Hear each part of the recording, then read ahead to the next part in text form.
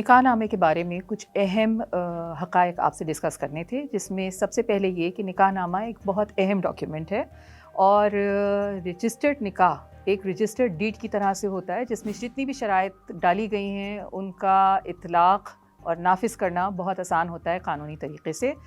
Column number 1 से लेके 6 तक तमाम आइडेंटिफिकेशंस, एड्रेसेस, दोनों पार्टीज़ जिनकी शादी हो रही है उनके नाम, उम्रें, वालिद के नाम और तमाम ज़ाती डिटेल्स शेयर की जाती हैं। कॉलम नंबर 7 से लेके कॉलम नंबर 11 तक वकील अगर कोई मुकर्रर किया गया है या जो शादी के गवाहान हैं तो उनके कवायद शेयर किए जाएंगे। और उसके बाद असल मामलात जो डिस्कस होते हैं वो होते हैं कॉलम नंबर 16 ऑनवर्ड्स। शादी सर अंजाम पाने की तारीख, ज़ाहिर है इसमें तारीख़ आप मेंशन करेंगे। कॉलम नंबर 13 महर की रकम, आपने महर की रकम यहाँ मेंशन करनी है। कॉलम नंबर 14 महर की रकम में से कितनी मौज्जल है और कितनी मवज्जल, कितनी डेफर्ड है और कितनी प्रॉम्प्ट, टेक्निकली फौरी तौर पे कितना अदा किया जाएगा और कुछ अरसे के बाद कितना अदा किया जाएगा। अगर महर में से कोई हिस्सा अदा किया गया है तो उसके लिए भी एक खाना छोड़ा गया है जिसमें आप उसको मेंशन कर सकते हैं। कॉलम नंबर 16 अगर पूरा महर अदा किया गया है या उसके किसी हिस्से के एवज़ कोई जायदाद लिखवाई गई है वो वहाँ मेंशन किया जाता है। और अगर दी हुई जायदाद की वैल्यूएशन है तो वो भी उनके बीच में जो वैल्यूएशन हिसाब किताब से तय हुई है वो मेंशन की जाएगी। फॉर इंस्टेंस अगर 50 तोले सोने के एवज़ कोई प्रॉपर्टी है तो उस तारीख़ में 50 तोले सोने के एवज़ प्रॉपर्टी बिलीव की जाएगी, या जिस वक्त महर डिमांड किया जाए तो उस टाइम के 50 तोले के एवज़ जो प्रॉपर्टी उस वैल्यूएशन में आ सकती है वो मांगी जा सकती है। कॉलम नंबर 17 कोई ख़ास शराइत अगर अग्रीड हैं तो वो मेंशन की जाएंगी।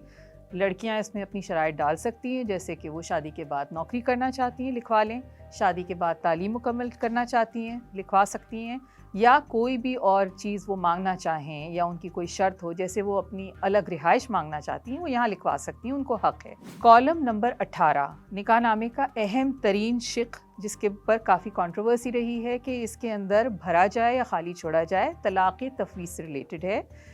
शरआ ने तलाक़ का हक़ मर्द को ज़रूर दिया है, लेकिन निकाह नामे में मर्द अपना वो राइट डेलीगेट कर सकता है या तफ़वीज़ कर सकता है अपनी बीवी को, और बीवी के पास तलाक़ से रिलेटेड वही राइट्स होंगे जो कि मर्द के पास मौजूद होते हैं।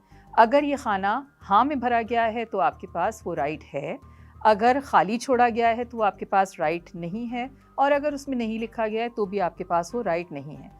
अगर ये राइट देने के वक्त कोई शर्त लिखी जा सकती है, जैसे कि कोई शर्त लिखी जाए कि मर्द अगर दूसरी शादी कर लेगा तो औरत के पास तलाक़ तफ़वीज़ का राइट है, तो वो भी शराइत यहाँ पे मेंशन्ड होंगी।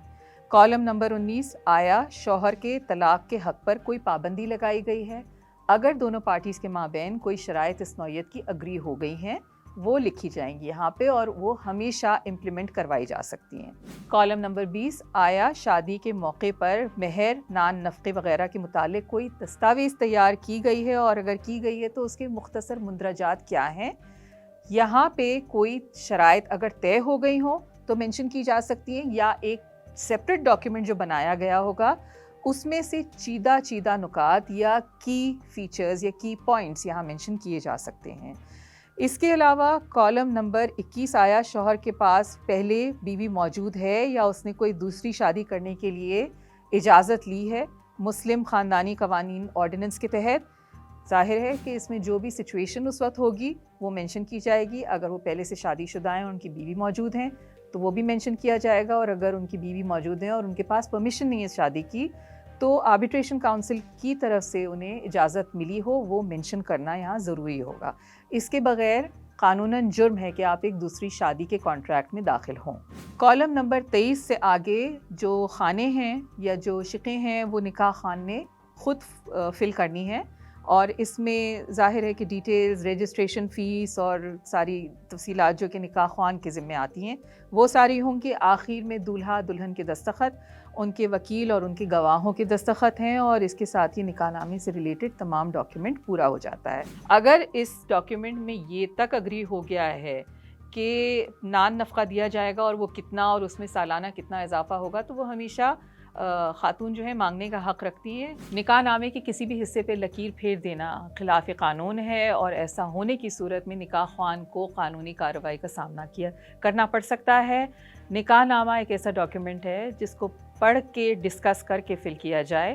شادی کی تیاریاں بہت امپورٹنٹ ہیں، آئی ایگری، جوڑا، میک اپ، ہر چیز، لیکن آپ کو شرع اور قانون نکاح نامے میں جو جو رائٹس دے رہا ہے وہ آپ کی نالج میں بھی ہونے چاہیے ہیں، اور اس میں آپ کی سے بھی ہونی چاہیے، اور ہمیشہ یاد رہے کہ یہ ڈاکیومنٹ آپ کے فیوچر کو بہت بہتر طریقے سے سیکیور کر سکتا ہے۔